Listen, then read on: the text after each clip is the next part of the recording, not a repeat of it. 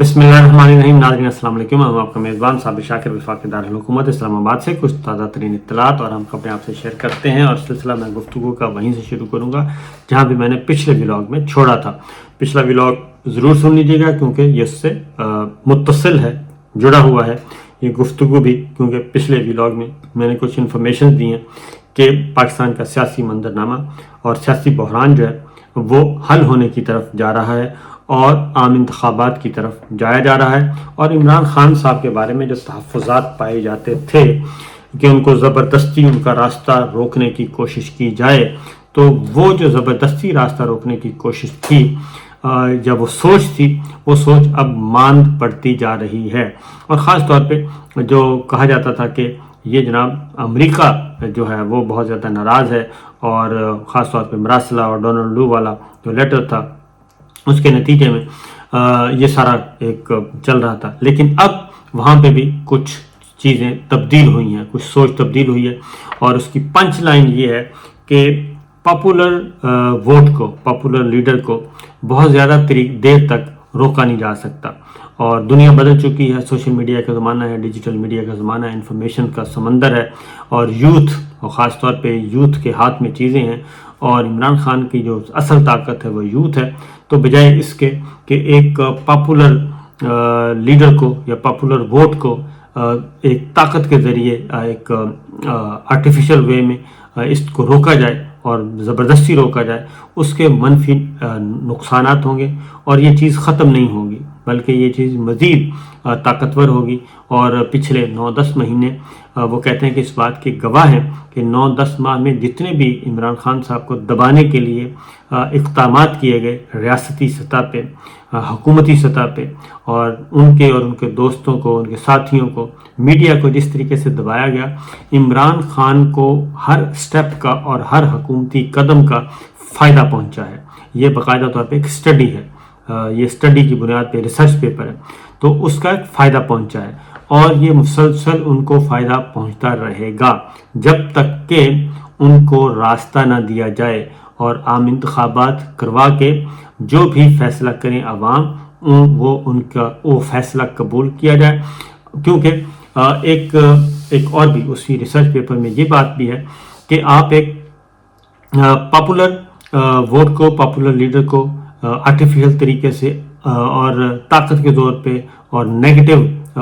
तरीके से रोक नहीं सकते और जितने भी इक़दाम होंगे उसका कोई फ़ायदा नहीं होगा। जबकि दूसरी तरफ एक अनपॉपुलर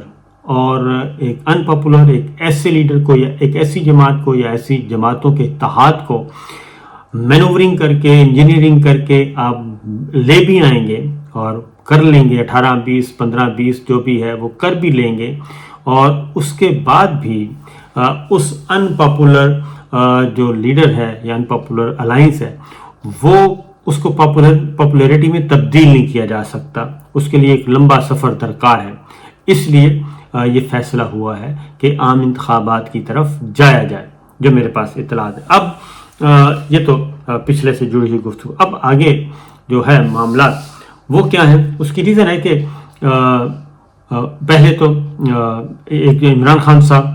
का तो इस वक्त कोई कंपैरिजन नहीं है, कोई मुकाबला नहीं है और वो मकबूल तरीन लीडर हैं और ये ज़मीनी हकीकत है जो कि सारे तस्लीम कर रहे हैं ग्राउंड रियलिटी को। हमारे रीजनल प्लेयर्स भी तस्लीम कर रहे हैं, हमारे दोस्त ममालिक भी तस्लीम कर रहे हैं और हमारे इंटरनेशनल प्लेयर्स भी इस बात को तस्लीम कर रहे हैं। अब दूसरी जानिब ये है कि फिर रास्ता इसको मिनिमाइज़ कैसे किया जाए, क्योंकि ब्रैकेट्स तो लगाने हैं और ये तो नहीं हो सकता कि बिल्कुल ही छोड़ दिया जाए। और उसको मिनिमाइज़ कैसे किया जाए इस जो है इस गैप को, क्योंकि इमरान खान साहब की मकबूलियत बहुत ज़्यादा है 14 जमाती इत्तेहाद को, इस मार्जिन को कम कैसे किया जाए। तो उसमें फिर जिस पे तकिया था मोहतरमा मरीम साहिबा पे, तो मरीम साहिबा ने आके भी वो कोई बहुत ज़्यादा नहीं, बिल्कुल ही कोई फ़ायदा नहीं, फ़र्क नहीं पड़ा और उनकी पॉपुलैरिटी वो जो करंट था पहले जो कहते थे ना क्राउड पुलर, तो वो सिचुएशन अब नज़र नहीं आ रही और बल्कि पार्टी अंदर से टूट फूट का शिकार होगी। और शाहिद खाकान अब्बासी साहब ने तो बिल्कुल ही ओपनली कह दिया,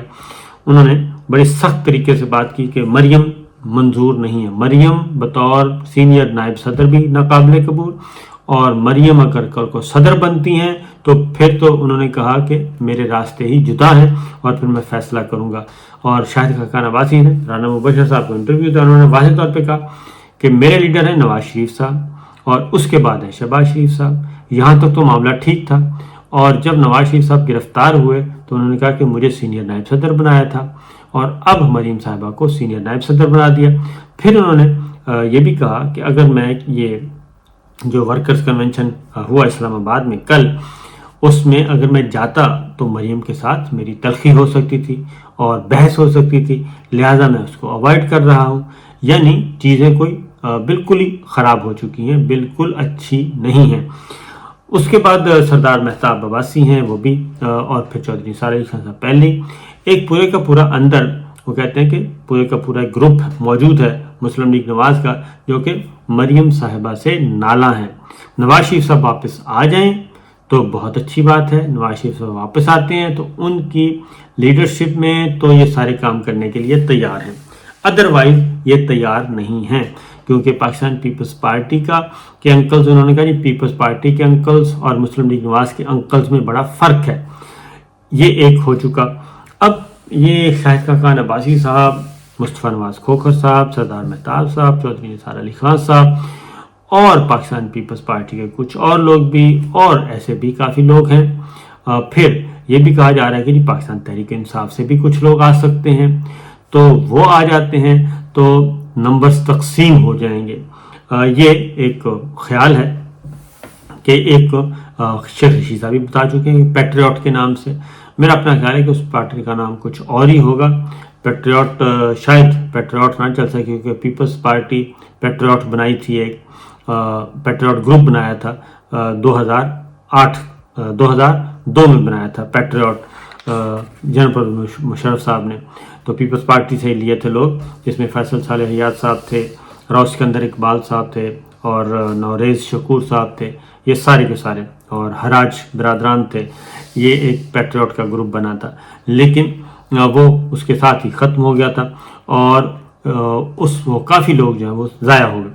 तो अब पैट्रियट तो नहीं बनेगा, अब कुछ और ही बनाने की कोशिश की जाएगी, और उसकी रीज़न यही होगी जो कि कोशिश ये की जा रही है कि एक ऐसी जमात, ऐसा ग्रुप बन जाए जो तगड़े लोगों पे मुश्तमिल हो, जो नीट एंड क्लीन हो, जो तगड़े लोग हों, और वो तगड़े लोग जो हैं वो एक जमात के तौर पे आएँ, और उसमें पाकिस्तान पीपल्स पार्टी से भी कुछ लोग शामिल हों और मुस्लिम लीग नवाज से भी कुछ लोग शामिल हों, JUI के भी कोई आ जाएं, पाकिस्तान तहरीक इंसाफ के भी आ जाएं। अभी तक पाकिस्तान तहरीक इंसाफ से कोई ऐसा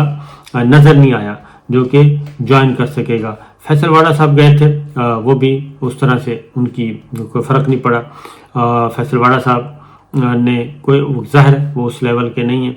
तो जो इलेक्टेबल लोग हैं वो जैसे परवेज़ खटक साहब, जैसे शाह महमूद कुरैशी साहब, इस तरह के लोगों को कहते हैं जी कि गुलाम सरवर खान साहब, इस तरह के लोग अगर आ जाएं, खुसरो बुख्तियार साहब आ जाएं पंजाब से इसी तरीके से,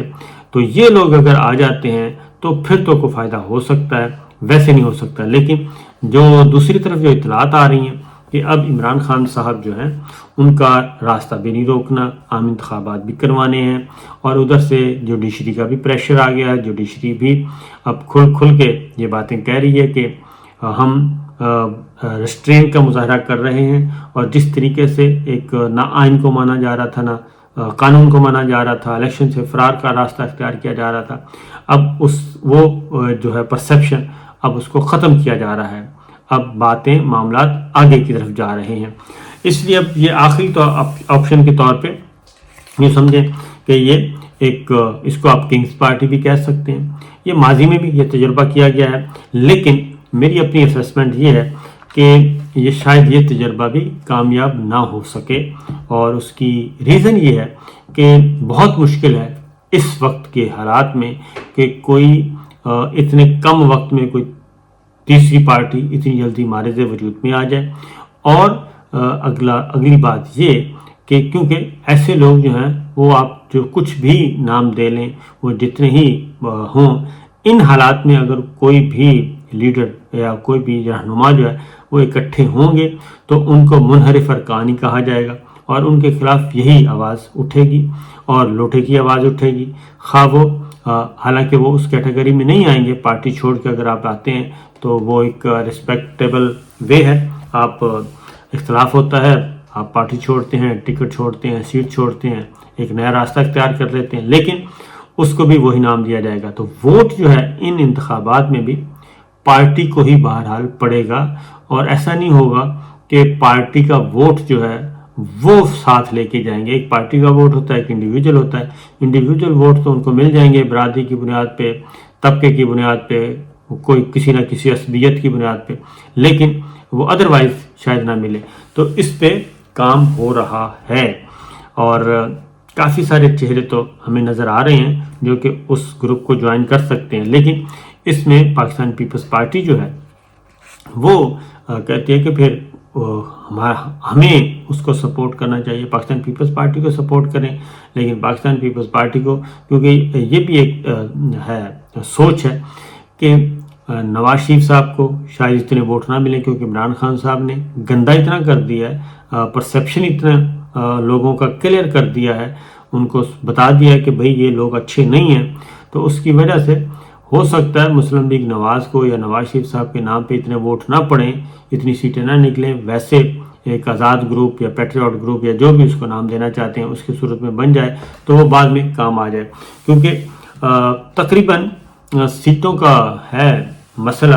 کوئی 20 سے 25 سیٹوں کا معاملہ ہے۔ اگر 25 سیٹیں وہ کہتے ہیں کہ ہم اگر اس کو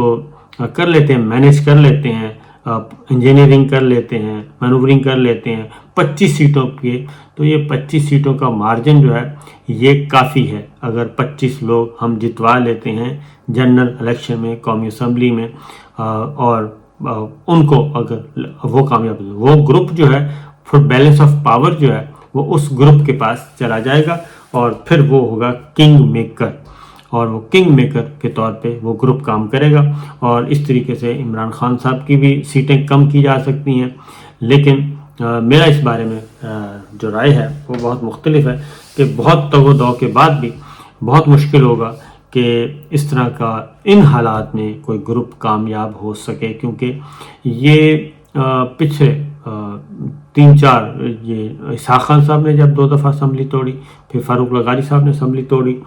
ان دنوں میں بھی یہ ایک ایکسرسائز کی گئی تھی، لیکن یہ ایکسرسائز کامیاب نہیں ہوئی تھی۔ ایون پچھلا الیکشن جو ہے 2018 کا، اس میں بھی ایکسرسائز کی گئی لیکن اس میں بھی کامیاب نہیں ہوئی۔ اب وہ کہتے ہیں کہ جناب اوپنلی کھلا کے ایک جماعت آ جائے، تیسری جماعت، وہ اس دفعہ نہ صحیح اگلے الیکشن میں